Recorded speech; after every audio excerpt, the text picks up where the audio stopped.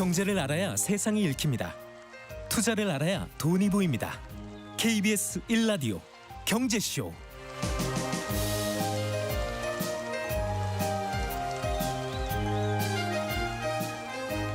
미국의 경제 전문 매체인 CNBC가 11일자로 한국의 삼성전자와 SK하이닉스, 미국의 마이크론이 생산하는 메모리 가격의 급등으로 3사의 주가가 추가 상승할 가능성이 크다고 보도를 했습니다. 그만큼 D램 등 일반 메모리와 인공지능에 특화된 고대역 메모리 HBM의 품귀 현상이 벌어지고 있다는 건데요. 하지만 메모리 값이 급등하면서 전자제품 회사는 원가 부담으로 제품 가격을 올려야 하나 고민에 나섰다고 하죠. 휴대전화 제조업체인 삼성전자에겐 메모리 반도체 상승이 양날의 검인 셈입니다. 과거에도 이런 D램 공급과 수요로 반도체 사이클이 반복돼 왔는데 이번엔 AI 열풍이라는 변수로 과거와는 좀 다른 양상을 보일 것이다. 전문가들이 주장하고 있습니다. 정말 그럴지 자세히 짚어보겠습니다. 이주환 인더스트리 애널리스트 자리에 나와 계십니다. 안녕하십니까? 네, 안녕하십니까? 오늘도 그렇고요. 연일 반도체주 상승이 무섭습니다. 오늘은 그래도 좀 숨고르게 하네요. 네, 그래도 초반에 올랐다가 반납을 하긴 했는데 네. 특히 이제 양대 대장주죠. 삼성전자, SK하이닉스 정말 급등하고 있고 이런 배경 우선 어떻게 보십니까? 주가 측면만 놓고 보면은 지금 사실은 연초부터 오르는 것들 사실 작년 말도 마찬가지긴 했지만 심리하고 유동성이 가장 큰 요인이라고 보시면 될 것 같습니다. 심리라고 하면은 뭔가 반도체가 계속 포모 갈 것 현상 같다. 때문에 네. 아니 단순히 포모 현상 때문에 나만 계속 오르는데 나만 상대적으로 안 갖고 있으면 상대적으로 벼락거지가 될 거 아니냐. 한때 그 코인과 비슷한 또 부동산 그런 마찬가지로. 심리와 그다음에 유동성이 많이 풀려 있고 주식시장으로 와 있다 보니까. 근데 그래도 이 사람들이 포모만 가지고 사지는 않을 거 아니겠습니까? 이제 실적이 바탕이 되니까 또 그런 부분도 자극하는 거 아니겠어요? 실적이 좋게 나오고 있죠. 네. 사실은 삼성전자 같은 경우도 지난 거의 2년 정도 상당히 어려운 시기를 겪었다가 이제 지난 3분기에 영업이 그러니까 4분기죠. 이번 엊그제 발표했던 20조 원 영업이익인데 이제 이게 잠정 실적이다 보니까 부분별 실적은 안 나왔지만 추정컨대 반도체가 20조 원 중에서 최소한 15조 원 이상일 것 같다. 추정을 해보면 왜냐하면 반도체 제외하고는 5조 원이 안 될 것 같거든요. 네. 그래서 15조 원 예상을 했고 그보다 한 달 먼저 발표했던 마이크론 같은 경우는 9조 원이 조금 넘는 수준이었는데 근데 이제 사실은 매출 규모가 틀리다 보니까 총액을 가지고 비교하기 좀 어렵고요. 영업이익률을 가지고 어떤 회사가 잘하고 있느냐를 보는 게 맞는데 삼성전자 휴대전화도 있고 가전도 아니, 여러 가지 반도체만 빼더라도 매출이 하이닉스의 2배였어요. 2배 이상이었다가 최근에 좀 좁혀진 거고요. 마이크론은 또 하이닉스의 또 절반 정도 될까 말까 하기 때문에. 근데 마이크론도 최근에 아주 급등했잖아요. 그래서 영업이익률로 비교를 하는 게 사실 좀 더 정확한데 그런 면에 있어서 삼성전자는 아직 잠정이라 영업이익률이 안 나온 상황이죠. 그래서 추정컨대는 한 30%까지 정도 되지 않을까. 왜냐하면 그 전에 20% 정도였는데. 이 정도면 평소에는 한 20%였는데 이번에는 많이 올라갔다 볼 수 있어요. 마이크론은 이미 30% 넘어선 게 그 전 분기에 올라섰고 직전 발표는 이미 47%까지 올랐고 하이닉스도 이미 전 분기에 42%였는데 삼성전자만 이제 항상 한 자릿수 10% 가장 좋았던 게 21%였다가 이번에는 아마 30%, 35% 그 정도 되지 않을까 생각하니까. 그러니까 어찌 보면 사실 지난해에는 하이닉스가 좀 주도적으로 오르고 삼성전자가 좀 상대적으로 더디게 따라왔잖아요. 실적이 아무래도 그러니까 그걸 반영한다 볼 수 있겠네요. 실적이 반영하다 보니까 여러 가지 또 파운더리에서의 좀 어려움들도 있었고 그래서 지금 3사 중에 여전히 삼성전자 제가 볼 때 영업이익률은 마지막 꼴찌일 것 같습니다. 그런데 이제 마이크론하고 하이닉스 중에 누가 영업이익률 기준으로 높을지는 뚜껑 열어봐야 될 것 같습니다. 앞서 하이닉스 42%. 그건 전분기께. 왜냐하면 아직 발표를 안 했잖아요. 이제 4분기가 남아있으니까. 그게 나왔네. 좀 더 높아졌을 거라고 저도 기대를 해서 50을 찍고 넘어갔을 수도 있고. HBM 고부 가치를 주로 하니까. HBM 고부 가치도 있고 사실은 HBM을 제외한 것들도 요즘은 가격이 워낙 많이 올라서 삼성전자가 사실은 15조 원 이상 반도체에 나온 것들도 순전히 가격 효과거든요. 아직 HBM 판매는 그렇게 많지 않을 거예요. 그렇죠. 그러다 보니까 마이크론도 HBM 매출 비중이 그렇게 높지는 않아요. 근데 실제로 좋아진 거는 HBM보다는 다른 제품들의 가격이 골고루 올라간 효과가 더 크다 보시면 그 말씀은 이제 기존의 D램들이 이제 가격이 급등했다는 거 아니겠습니까? 많이 올랐습니다. 네. 그러면은 반도체 흔히 뭐 우리가 반도체 사이클 얘기하잖아요. 항상 사이클이 있죠. 특히 메모리는. 예. 네. 그럼 지금 슈퍼 사이클에 들어왔다고 봐도 되는 겁니까? 슈퍼 사이클이라는 거는 존재하지 않습니다. 아, 그렇습니까? 반도체는 항상 그냥 일반 사이클만 있을 뿐이고. 근데 사람들이 이제 흔히 슈퍼 사이클 얘기를 많이 하잖아요. 그러니까 정의를 잘 모르다 보니까 네. 호환기가 좀 길어진다는 의미를 원래 슈퍼 사이클은 그냥 개별 사이클이 있는데 네. 그 개별 사이클이 중간선을 연결해 보면 하나의 큰 사이클이 되는 걸 슈퍼 사이클이라고 하거든요. 주로 긴 흐름에서 원자재 봤을 같은 데 때, 나오는 예. 거. 근데 반도체는 IT 기업은 그런 사이클이 없어요. 그려지지가 않고요. 그냥 4년 정도 주기로 사이클이 있을 뿐인데 원래는 작년 하반기부터 이제 다운 사이클로 좀 갔어야 돼요. 사이클로 네. 분석을 해보면 그런데 조금 길어지고 있는 거죠. 그래서 작년 그거를 그 슈퍼 사이클 표현하시는 것 같아요. 아, 그러면은 최근에 이런 다시 급등하는 그 수요가 급등하는 거는 AI 열풍이라고 봐도 아니요, 수요는 되는 굉장히 안 좋습니다. 아, 그럼 왜 가격이 오른 겁니까? 그 감산 때문에 그렇습니다. 아, 지금 생산 가동률 뚝 떨어뜨리고 있어요. 한국 기업들이. 그 일부러 그런 건 아닐까요? 일부러 그런 거죠. 가격 올리려고. 지금 보면은 생산 캐퍼 대비 생산량이 2022년 한 7월까지는 빠듯하게 올라가고 있었는데 예. 그때부터 생산 캐파 계속 증가하는데 실제 생산량이 뚝 떨어뜨렸습니다. 그 일반적으로 사람들이 생각하는 건 다르네요. 사람들은 이 뭐 AI 열풍으로 디램 수요도 많고 그래서 그러니까 스토리텔링이죠. 분석을 해본 소위 말씀하시는 게 아닐 거예요. 제가 뭐 통계청 자료를 매달 분석하는데 지금 엄청난 감산을 하고 있습니다. 제가 듣기로는 삼성전자 팹에 있는 직원들 지금 휴가 가고 있다고 하더라고요. 풀가동이 아니기 때문에 가능한 거예요. 그러니까 일부러 재고율을 낮추는 거잖아요. 재고를 낮추기 위해서 감산을 2년 좀 넘게 하고 있습니다. 의도적으로.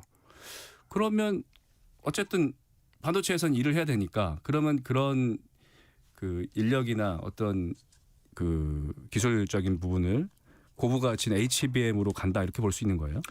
HBM이 결국에는 서버에 들어가는 제품이거든요. 예. 근데 우리가 보통 AI라는 게 새로운 수요 같이 생각을 많이 하셔가지고 이전과 다르다라는 말씀하시지만 따지고 보면은 결국에는 기업 데이터 센터 서버로 들어가는데 과거보다 좀 더 비싼 제품이 들어가는 거예요. 과거엔 GPU 안 썼는데 GPU가 들어가는 거고 그렇죠. 그냥 DDR을 썼는데 HBM 들어간 것 뿐이죠. 예. 결국에는 서버인 거예요. 그러니까 서버에 근데 투자를 하는 건 사이클이 서버에 들어가서 연산을 위한 서버라는 좀 더 고성능 서버로 하기 때문에 금액으로 하면 더 비싼 걸 사고 있는 거고요. 빅테크 예. 기업들이. 결국엔 서버기 때문에 서버라는 게 기업들이 투자 사이클이 있어요. 예. 한 3년 정도 좀 왕창하고 한 3년 동안 쉬어요. 쉰다는 게 없는 게 아니라 이제 성장세가 높지 않다라는 거죠. 노멀하게. 그래서 올해까지가 이제 공격적으로 투자하는 마지막 해라고 저는 보고 있고 내년부터 한동안 조금 공백기라고 할 수 있어서 그러면 올 초까지는 어쨌든 간에 이 반도체 회사들의 어떤 영업이익률이나 이런 게 높다가 하반기부터 좀 줄어들 수 있다 이렇게 분석하시는 그거는 지금 가격 효과 지금 가격과 환율 효과가 크거든요. 거예요? 예. 지금 환율이 2018년도 굉장히 좋았잖아요. 실적인데 네네네. 그때보다 지금이 환율이 320원이 올라간 상태예요. 그래서 지금하고 그때랑 환율이 같다고 하면 지금 반도체 영업의 절반을 빼버려야 돼요. 왜냐하면 환율 효과로 2배가 됐거든요. 2018년을 비교해 보면 환율 효과가 가장 크고요. 예. 또 나머지는 이제 가격 효과인데 그게 수요가 줄어서 올라간 가격은 절대 아니다. 왜냐하면은 서버만 조금 수요가 있는 건데 서버가 전체 반도체 시장 수요 중에 한 30% 차지할 거고요. 나머지 70% 차지하는 거는 데스크탑, 노트북, 스마트폰하고 가전제품, 자동차, 전력 다 이런 쪽인데 그쪽은 수요는 다 마이너스입니다. 대부분 다. 근데 지금 뭐 자동차도 그렇고 뭐 전장 부분에서도 반도체가 더 많이 필요해지고 점점 그런 부분이 전장 부분이 거의 다 이제 어떻게 보면 또 하나의 컴퓨터처럼 바뀌고 있잖아요. 그게 전체 메모리 수요가 100이라고 하면은 10도 안 되고 한 5도 안 될 거기 때문에 네. 그건 메인이 아니에요. 그럼 박사님이 보시기에는 수요는 예전과 크게 다를 바가 없는데 이제 순전히 그 가격 효과를 인위적으로 가격 효과 그다음에 환율 효과. 가격과 환율 만약에 효과. 달러로 한국 기업들이 실적 발표하면 예. 전혀 다른 느낌일 겁니다. 즉 가격이 어느 정도나 올라간 겁니까? 가격이 지금 사실은 제가 여기 폰에도 그림을 있어서 예. 대충 볼 수 있을 것 같은데 뭐 한 5배? 아니 그렇게까지는 그렇게 아니고요. 올라가는 건 아니고요. 예. 지금 가격이 바로 엊그제도 제가 지금 카톡방에 제가 기자들하고 같이 네. 운영하는 카톡방에 그 자료를 올렸었거든요. 거기에 바로 가격 데이터만 올렸었는데 천천히 찾아보시고요. 바닥 기준으로 하면 네. 몇십 퍼센트 정도. 몇십 퍼센트? 예. 그런데도 이렇게 거기다 환율이 겹쳐지니까 환율 효과가 훨씬 더 이렇게 컸었고요. 매출이 많이 일어나고 영업이익률이 높아질 수밖에 없다. 맞습니다. 예. 그렇다 그러면은 수요가 이 반도체 회사들은 어쨌든 보일 거 아닙니까? 뭐 계약하는 양도 있을 거고 앞으로도 보일 테니까 지금 의도적으로 감산하고 있다고 하면 굳이 뭐 앞으로 더 늘릴 필요가 없다는 거네요. 안 돼요. 아니죠. 그건 또 다른 얘기입니까? 왜냐하면은 지금 재밌는 게 예. 한국 기업들이 감산을 했어요. 네. 그 가격을 올렸어요. 예. 중국 기업과 마이크론 어부지리로 수익이 좋아지고 있어요. 감산 안 하고. 이게 계속되면 어떻게 돼요? 우린 시장만 뺏기는 거예요. 그렇죠. 우린 감산하면서 가격 올리죠. 걔는 감산 안 하고 그 가격은 똑같이 누리고 있는 거거든요. 중국 기업들이 드디어 다 흑자 전환했습니다. 인위적으로 가격 급등시켜 놓은 덕분에. 그러면 삼성전자나 하이닉스는 어떻게 앞으로 감산을 계획을 계속하면 안 되죠. 가동률 풀가동해야죠 이제. 왜 그럼 가격은 떨어질 수밖에 없어요. 메모리 가고 가격이 떨어지더라도 시장을 잡는 게 우선이죠. 그러니까 기존의 이제 반도체 회사들은 어떤 그런 사이클에 따라서 감산과 증산을 계속하면서 이렇게 어떻게 보면 맞춰왔던 거네요. 과거에는 감산 카드를 많이 쓰지는 않았었고 네. 지금 두 번째 쓰는 거예요. 코로나 직후에 한번 썼었고 지금 쓰고 있는데 지금 왜냐하면 2023년도 이제 메모리사들이 다 어마어마한 적자를 냈던 기억나시죠? 그렇죠. 주가도 계속 떨어졌고. 열풍하기 직전에 네. 그때 감산을 했던 거고요. 네. 그거를 수익이 좋아지니까 이거를 버리질 못하는 거야 이 카드를. 그래서 지금 계속 감산을 2년 반 정도 가까이 하고 있습니다. 그런데 이제 그 메모리 반도체는 그렇다 치는데 그 기존의 D램들. 지금 그렇죠. 메모리 위주로 말씀드린 거죠. 가격 사이클이라는 게. 사이클. 네. 근데 이제 좀 새로운 게 HBM이란 말이에요. 그것도 메모리죠. 메모리긴 네. 한데 HBM은 어떻게 좀 고부가 가치의 메모리고 뭐 엔비디아를 위시해서 뭐 구글도 그렇고 HBM 수요가 계속 될 것이다. 계속 뭐 이번에 엔비디아는 젠슨 왕 CEO가 루빈 또 새로운 걸 발표하기도 했고 어쨌든 간에 HBM에 대한 수요는 새로운 수요가 계속 되는 거 아니겠습니까? 새로운 게 아니라 바꿔치는 수요죠. 그러니까 더 고급화된 거. 원래 서버에 들어갈 DDR을 안 파는 대신 HBM 파는 거라 마진율이 좀 좋아진 거고요. 네. 삼성전자는 HBM 못 팔았기 때문에 마진율이 안 좋았던 거고. 네네. 그런 건데 문제는 이제 서버 투자가 이제 성장세가 확 둔화될 거라는 거죠. 내년부터는. 그게 HBM이 서버에만 들어가는 건데. 그렇죠, 그렇죠. 네. 서버 자체 수요가 이제는 꺾인다는 얘기니까. 그러니까 HBM이 이제 이미 다 들어가서 서버가 완성이 되면 제가 듣기로는 이제 예를 들어서 지금 뭐 엔비디아 GPU 가격 올리겠다 막 예. 그랬더니 빅테크가 바로 반응을 했어요. 우리 안 사. 3년치 필요한 거 미리 다 사놨어. 사놨어. 그 얘기는 필요 이상으로 사놓은 거야. 지금 빅테크 기업들도 쌓아놓고 있는 거라 이거 가지고 이제는 조립만 하겠다라는 거예요. 더 이상 사지 않고. 그러다 보니까 엔비디아는 지금 내 돈 주면서까지 사달라고 지금 읍소하고 다니고 있잖아요. 그러니까 우리가 일반적으로 아는 것과는 이 현장의 시각은 다르네요. 그 언론 플레이들을 많이 하니까. 근데 또 그런 생각도 들 수가 있을 것 같아요. 뭐 이제 인공지능 그 발전 속도가 빠르다 보면 더 많은 연산을 더 많은 연산을 필요하고 더 고성능의 GPU가 필요하다 보면 또 새로운 수요가 창출되지 않을까 이런 생각도 할 수 있지 않겠습니까? 그러니까 계속 새로운 수요는 창출이 될 거고 그다음에 시장 계속 커가는 건 맞아요. 예. 속도의 문제인 거잖아요. 지금의 기대치는 초반에 반짝 열풍 때 했던 그 수준의 속도가 계속 유지될 거라는 기대가 지금 주가에도 반영이 되고 있는 거고 많은 언론에 나오고 있지만 그 속도는 1, 2년 이상 될 수 없는 속도거든요. 다시 이제 뚝 떨어져서 다시 전기 자동차 보시면 똑같이 따라갈 겁니다. AI도 결국에는. 어떻게 보면 캐즘이라고 하나요? 캐즘이 오겠죠. 올 수밖에 없고요. 왜냐하면 성장하는 건 맞지만 성장 속도가 정상화되면서 우리가 기대한 새로운 뭐 예를 들어 자율주행차나 로보틱스가 이제는 서버 대신에 수요를 할 거다라고 하지만 이 볼륨이 우리가 생각하는 데이터 센터만큼 되려면 한 20년을 기다려야 될 수도 있는 거고 15년을 기다려야 될 수도 있는 건데 그때까지는 여전히 데이터 센터가 위주일 수밖에 없는 거예요. 볼륨으로 보면. 근데 데이터 센터 투자가 이제 3년 동안 굉장히 많이 공격적으로 했기 때문에 내년부터는 주춤할 수밖에 없다. 이건 현실이거든요. 그리고 기업 경영의 현실이고. 쉬었다가 이게 좀 구식이 돼서 바꿀 때가 되면 그렇죠. 교체 수요가 한 3년에서 5년 후에 다시 올 때 또 많이 하겠죠. 그 박사님 보시기엔 올 하반기부터는 이 AI 열풍이 좀 줄어들 수 있다 이렇게 보시는 거겠네요. 일단 기본적으로 GPU가 로직 IC 칩 중에 한 종류인데요. 전 세계 반도체 제품별로 어떤 게 성장률이 어떨 것 같은 게 이제 해마다 WS, TS라는 곳에서 이제 예측을 하는데 GPU가 포함되어 있는 그 제품군이 작년과 재작년에는 20% 30%씩 성장을 했어요. 그러니까 엔비디아도 계속해서 역대 그 신고가를 쓰는 것도 그렇죠. 실적 발표하다 보다 계속 시장의 기대를 뛰어넘는 실적을 계속 발표했기 때문 아니겠습니까? 그러니까 2년 동안 정말 성장률이 높았던 게 맞고요. 근데 올해 전망치가 9%예요. 3분의 1로 떨어져요. 30에서 9. 내년 대에도 여전히 한 자릿수일 거라 생각이 되니까 엔비디아 주가도 이제는 사실은 이전과 같은 특별한 혜택의 밸류에이션을 받기 어려워진 거죠. 성장률이 뚝 떨어지니까. 그렇다고 하면 저는 지금 박사님 얘기를 듣다 보니까 제가 이제 기존의 기사를 통해서 접했던 사실과 좀 많이 다른 것 같아서 제가 사실은 많은 사람들 지금 황급빛 전망을 갖고 그래서 저도 투자를 할 거 보고 아니겠습니까? 특히 해외기관에서 보면 근거가 없고 스토리텔링만 있어요.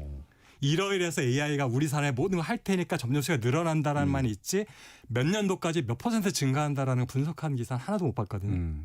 스토리텔링만 있다 보니까 그 사실은 그것만 가지고 과연 정확한 분석을 할 수 있을까라는 의구심이 들긴 하더라고요. 그래도 AI가 우리의 미래는 맞는 것이고 앞으로 점점 발전할 것이고 또 그 선두에 엔비디아가 있는 것이고 그 다 장기적인 건데 네. 30년에 걸쳐서 일어날 게 5년 안에 일어날 거라고 사람들이 기대를 하고 있는 거예요 지금. 그렇죠. 그거에서 괴리를 이제 피부로 느끼기 시작하는 순간 우리가 이제 많은 충격을 받게 되는 거죠. 저도 충격입니다.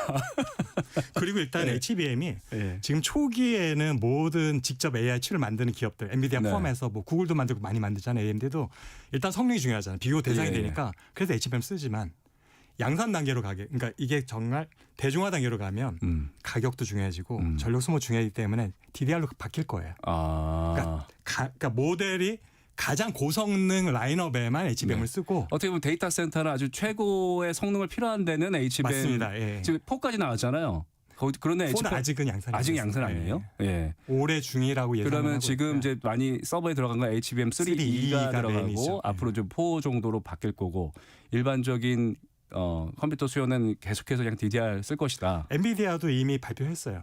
앞으로 이제 중저가 라인업에서는 블랙웨일이나 호퍼칩이 아니라 지금 RTX 모델 결국에 지금 게이밍 네네네. 노트북에 쓰는 것을 조금 성능을 개선해서 그걸 AI용으로 하겠다고 하면서 거기에는 HBM 안 쓰겠다고 아예 공언을 했어요.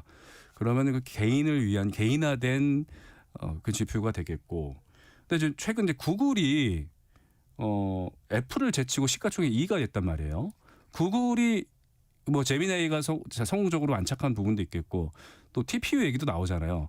그런 부분하고 엔비디아의 뭐 경쟁 관계에 있어서 좀 변화될 부분은 없겠습니까? 이제 경쟁자가 점점 늘게 되는 건 맞지만 사실 엔비디아 워낙 아성이 탄탄하기 때문에 단기간에 그 점유율이 급격히 하락하거나 이런 정도의 영향 아닐 거라 생각이 되고 있고 오히려 구글이 최근에 이제 주가가 많이 오른 거는 다른 요인이라고 저는 보고 있거든요. 네. 어떻게 보면 제각의 시발점일 수도 있는데 한 11월 말부터 이제 하드웨어 시대는 끝났고 AI 관련해서 투자를 했던 소프트웨어들이 주인이 된 시대가 곧 올 거다. 2017년부터. 그래서 오랫동안의 그 투자 대상이 전환이 일어날 거다라고 얘기하고 그리고 나서 일주일 뒤에 사실은 어떤 일이 있었냐면 워렌 버핏이 엔비디아를 팔고 구글을 샀고요. 그리고 바로 같은 날인가 다음 날에 손정희 회장이 애플을 팔고 오픈 AI를 샀습니다.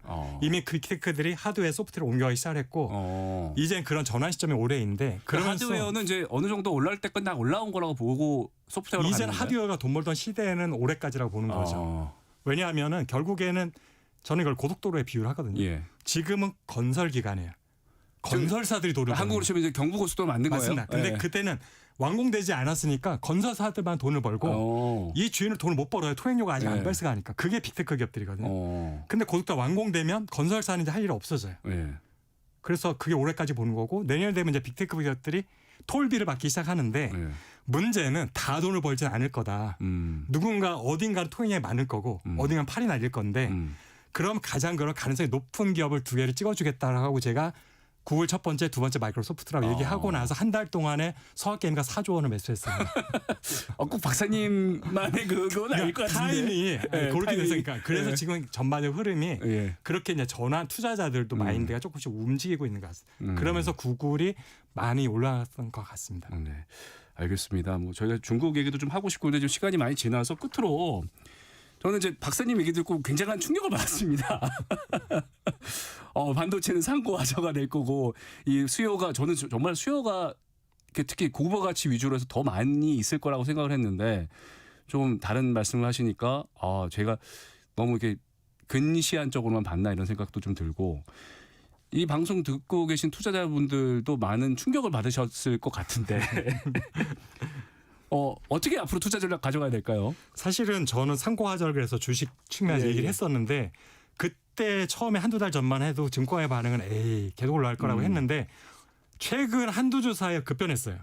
증권사분들 만나면 상고하저도 아니고 참고하자는 얘기는 상반기는 계속 좋다가 3분기부터 조금 꺾이지 않을까라는 예, 뜻이 예. 내포한 건데 2분기를 얘기하고 아 그래요? 최근 이번 주에는 1분기, 아니 제가 신년 기사에서 1분기까지 나왔어요. 애널리스트들이 다 첫 번째로 그런 게 다 반도체였어요. 그게 맞아요. 지금도 올라와 있는데 네. 언제까지 올라갈 거에 대해서 아무도 모르거든요. 분명히 조정이 있을 거라는 건 다 공감하는데 네. 조정 시가 연말일 거냐, 3분기일 거냐, 2분기일 거냐, 1분기인데 네. 점점 앞으로 오고 있다라는 알겠습니다. 전문가들의 의견. 여기까지 듣겠습니다. 어쨌든 투자는 여러분들의 책임입니다. 박사님 말씀은 참고만 하시고요. 당분간은 좀 더 오를 것 같긴 합니다. 네, 여기까지 듣도록 하겠습니다. 이주환 인더스트리 애널리스트였습니다. 고맙습니다. 네, 감사합니다.